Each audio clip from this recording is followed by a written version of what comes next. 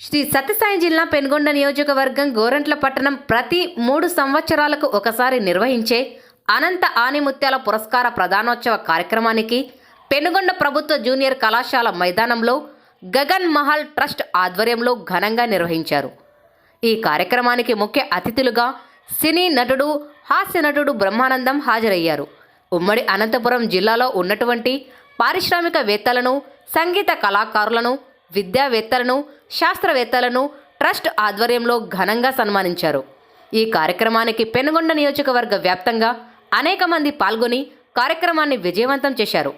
సన్మాన కార్యక్రమం అనంతరం బ్రహ్మానందం మాట్లాడుతూ రాయలసీమలో అనేక మంది కవులు, అన్నమాచార్యులు, శ్రీకృష్ణ దేవరాయలు, మనులు, మాణిక్యాలకు నిలయమైన ఈ రాయలసీమ ఎంతో గర్వించదగ్గ భూమి అని ఆయన కొనియాడారు.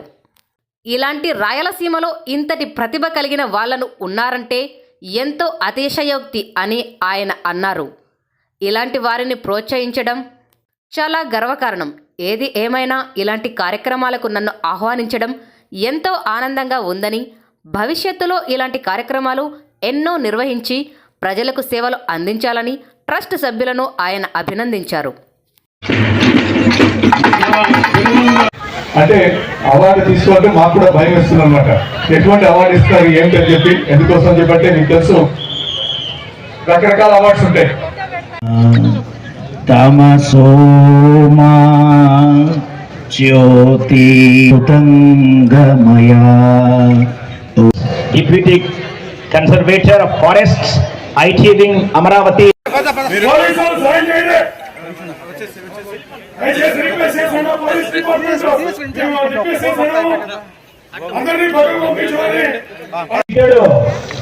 భావి భారతికి భాగ్య విధాత ప్రధాన కార్యదర్శిగా గెలిచారు IAS Shri K Ramakrishna Rao. I inspiration మహిళా టీమ్ లో చైనాలో ఆడి 2023లో ప్రథమ బహుమతి కైవసం చేసుకోవడం అపూర్వమైన విషయం. కంటికి నిదురే తెలుసుకొని తన ఒడిని ఊయల చేస్తుంది.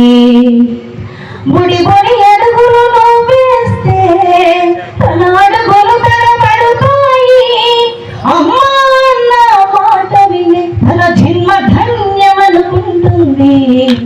అనురాగాల పల్లవిరా అమ్మ ప్రేమరా, మమతల కోవెల మణి దీపం మన మాతృమూర్తిరా. మమతల ఇంటికి వెళ్ళినప్పుడు చాలా సంతోషంగా ఉంది. ఈ సభకు రావడం నాకు చాలా గర్వంగా ఉంది, చాలా ఆనందిస్తున్నాను అని చెప్పడం సహజం. కానీ ఇది సహజంగా సహజసిద్ధంగా చెప్పే మాట కాదు, హృదయాంతరాలలో నుంచి వచ్చినటువంటి మాట.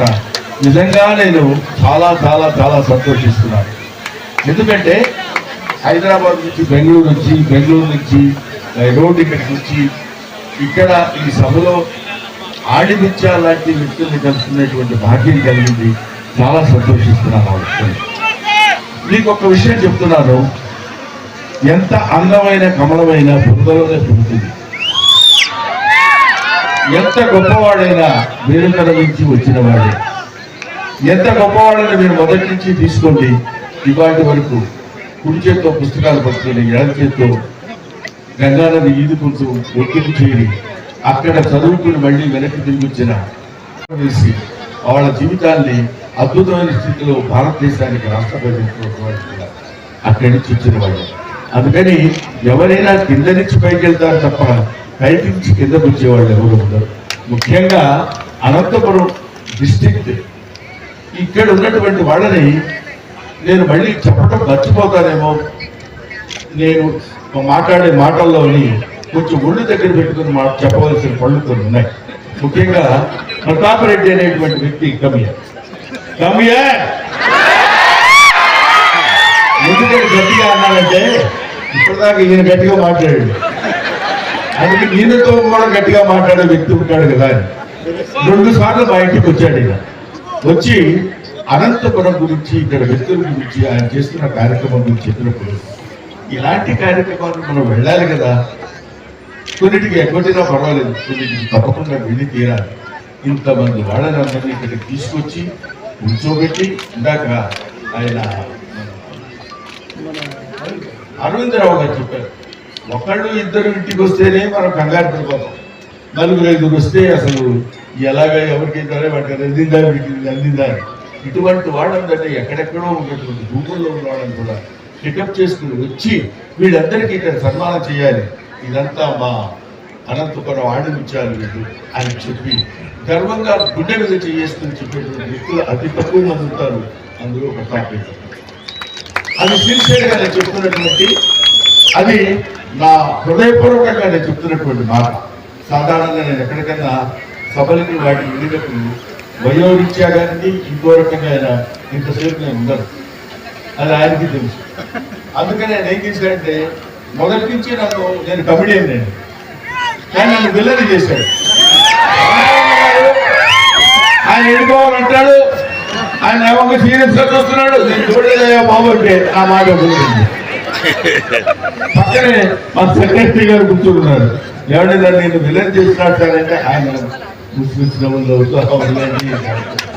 కానీ ఇట్లాంటి సభల్లో పార్టిసిపేట్ చేసి మాట్లాడేటువంటి అవకాశం నిజంగా అదృష్టం. ఊరికి అదృష్టం కింద భావిస్తున్నానని చెప్పే మాట కాదు. ఇక్కడికి వచ్చిన పిల్లలు ఆ పెయింటర్ లేకపోతే ఆ ఫుట్బాల్, ఇంకా నయ్యం అమ్మాయి పాట పాడుతుంది కాబట్టి పాడమన్నారు, ఫుట్బాల్ ఆడుతుంది కాబట్టి ఒక్కొక్కరు వెళ్ళిపోయి అక్కడ పడతారు. కాబట్టి అలాంటిది కాకుండా అద్భుతమైనటువంటి విద్వత్తున్నటువంటి వాళ్ళని, పైగా మట్టిలో మాణిక్యాలనే పదం ఎంత మంచి మాట. ఎలాంటి వాళ్ళంటే ఇక్కడ అనంతపురంలో నేను పుట్టకపోయినా అనంతపురం ఆడిముత్యాలు నేను ఒకటిగా చూడగలను.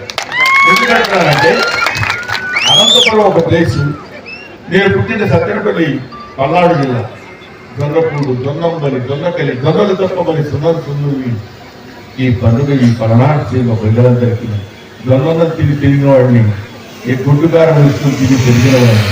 మా నాన్నకి 8 మంది పిల్లలు, 8 మంది పిల్లలు. మా నాన్న ఎప్పుడు టీచర్, చదివించడానికి శక్తి లేనటువంటి స్థితి నుంచి నన్ను ఉంటే సెకండ్ హ్యాండ్ పుస్తకాలు కొనుక్కుని ఉదాహరణ స్కూల్కి వెళ్ళి చదువుకుని కష్టపడి అందరితో ఆపేరా ఎస్ఎల్సీ నుంచి అంటే కాదు నాన్న నేను చదువుకోవాలని. Life is a game, it's a plate, life is a challenge, you can meet it అని అనుకుని నా జీవితాన్ని నేను ఎప్పుడూ సరిపెట్టుకోకుండా వెనకడుగు వేయకుండా అలాగే అక్కడి నుంచి సత్తెనపల్లి సర్వే హై స్కూల్లో ఎస్ఎల్సీ వరకు చదువుకుని ఆ తర్వాత డిఎన్ఆర్ కాలేజ్ భీమవరంలో మా నాన్నగారి స్నేహితులు ఒక ఆయన ఉంటే ఆయన దగ్గరికి వెళ్ళి ఆ కాలేజీలో చదువుకుని ఆ తర్వాత ఆంధ్ర యూనివర్సిటీలో ఎంఏ చేసి, ఎంఏ అయిన తర్వాత ఎక్కడ ఎన్నో ఇబ్బందులు వచ్చాయి. ఇబ్బందులు అన్నిటికీ తట్టుకోవాలి. అదేదో ఇబ్బంది అంటే అది పెద్ద సమస్య కింద మనం తీసుకోకూడదు. సమస్య కింద తీసుకుంటే మనం ఏం చేయలేదు. ఇందాక చాలా మంది మాట్లాడిన వాళ్ళు చెప్పారు, దాన్ని అంటే ఫేస్ చేయాలి. చేసినప్పుడు అది మన చేతిలోకి వస్తుంది కానీ లేకపోతే మన జీవితం దాని చేతిలోకి వస్తుంది. అటువంటి స్థితి రాకుండా డిగ్రీ చేసి పోస్ట్ గ్రాడ్యుయేషన్ చేసి లెక్చరర్గా చేసి అప్పుడు భగవంతుడు ఏం చెప్పాడంటే, ఒరే నాన్న ఉండాల్సింది మీ కాలేజీలో 10 మంది విద్యార్థుల ముందు కాదురా, కొన్ని కోట్ల మంది ప్రజల్ని నటించాల్సిన బాధ్యత ఉంది అని చెప్పి నన్ను సినిమా ఫీల్డ్కి పంపిస్తే ఆయన ఇచ్చినటువంటి ఏవో రోడ్డు మీద ఎంత నన్ను చూడగలుగుతాను ప్రమాదం కదా అంటారు. అంతకంటే ఏం కావాలి? నన్ను చూడగానే అప్పటి వరకు అతనిలో ఉన్నటువంటి బాధలు, సమస్యలు, కష్టాలు, సుఖాలు